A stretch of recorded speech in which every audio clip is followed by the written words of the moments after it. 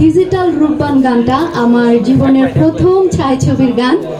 আমার গাওয়া গানটি হলো ডিজিটাল রূপবান এবং এই গানটা পার্টি সং।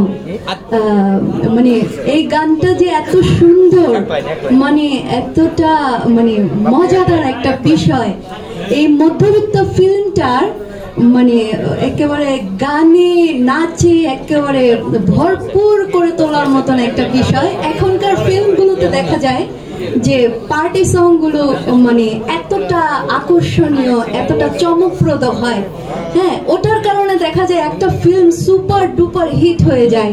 তো ঠিক এটা আমার জন্য অনেক বড় একটা সৌভাগ্য। আল্লাহ তাআলার দরবারে কোটি কোটি শুকরিয়া। আমার প্রথম প্লেব্যাক, এটা ছায়াছবিতে আমার প্রথম গান। এই গানটা মানে আমি গাইতে পেরেছি, আমার সৌভাগ্য হয়েছে, এটা আমার জন্য অনেক বড় একটা সৌভাগ্য। এবং তানভীর হাসান ভাইয়ের এই মধ্যবিত্ত ফিল্মে যে আমার এই গানটা এসছে, এটার জন্য আমি ভীষণভাবে কৃতজ্ঞ। এই মধ্যবিত্ত ফিল্মটা, এটার কাহিনী, এটার যারা অভিনয় করেছেন, পুরো ফিল্মটা মিলিয়ে এটা হচ্ছে মানুষের জীবনের ছায়াছবি, মানুষের জীবনের সিনেমা।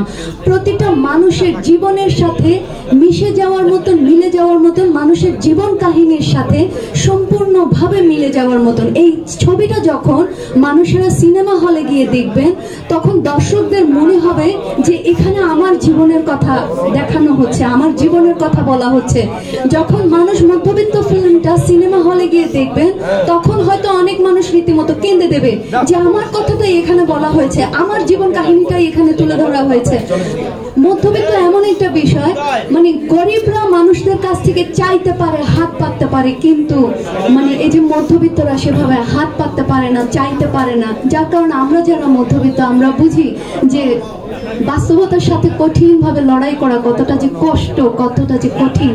সো আমি কি বলবো, আমার সকল সাংবাদিক ভাইদের প্রতি আমি কৃতজ্ঞতা জানাচ্ছি। এখানে যারা উপস্থিত আছেন সবার কাছে কৃতজ্ঞতা জানাচ্ছি। বিশেষ করে তানভীর হাসান ভাইয়ের কাছে আমার কৃতজ্ঞতা জানাচ্ছি, যেহেতু এই গানটা ডিজিটাল রূপবান গানটা আমার জীবনের প্রথম ছায়াছবির গান। সবাই দোয়া করবেন আমার জন্য। আসসালামু আলাইকুম। একটা কোনটা গান শুনতে চাই, একটু একটা কোনটা একটা গান শুনতে চাই প্লিজ। অবশ্যই অবশ্যই অবশ্যই।